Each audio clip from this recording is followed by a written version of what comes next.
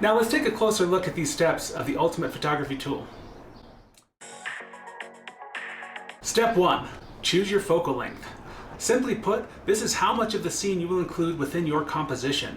Wide or smaller focal lengths let you capture the whole scene, while narrow or long focal lengths let you simplify the composition by narrowing in on a part of the larger scene. So I'm down here at the local train station to get some great examples of our 6 steps. So I found a composition with the train station off to the right and the train tracks leading into the scene itself.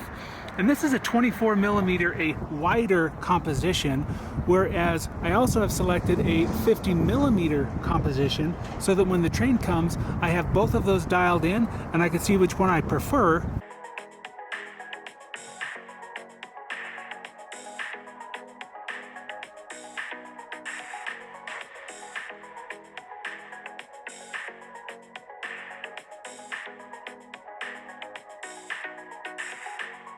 Tips for how to use this step.